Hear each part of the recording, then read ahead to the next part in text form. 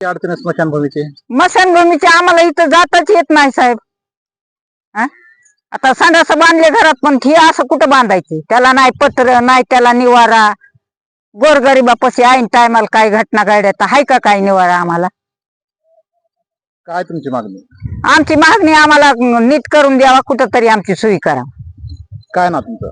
माझं नाव गजराबाई उत्तम भोसले.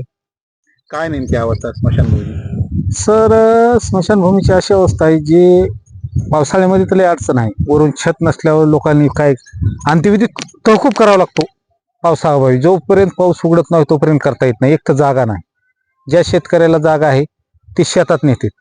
अशी काही भूमीही नाही. दलित लोक की त्यांच्याकडे जमीनच नाही, राहायला घर नाही तर त्यांना जमीन कुठली? त्यांचा अंत्यविधी करताना फार अडचण येतात. समजा मग तलावाच्या कडेने पाणी कमी झाल्यानंतर मग जिथं जागा दिसेल तिथंच अंत्यविधी करायचा, नाही तर ते पाणी कमी होईपर्यंत थांबावं लागतं. चौकून स्मशान जी पूर्वीच्या स्मशानभूमी होत्या त्या तलावामध्ये गेल्यात, त्यामुळे अडचणी जास्त येतात. आणि मागच्या 2 वर्षापूर्वी एका अंत्यविधी आम्ही 2 दिवसानंतर केला. पाणी जोपर्यंत कमी होत नाही तोपर्यंत अंत्यविधी करता आला नाही. साहेबराव भोसले यांचा अंत्यविधी आम्ही पाऊस आणि पाणी कमी होऊस तर घरामध्ये ठेवला अंत्यविधी, कारण पर्याय नव्हता. पाणी अंत्यविधी करायला जागा नाही, त्याला जमीन नाही. गेले 10-12 वर्ष झालं.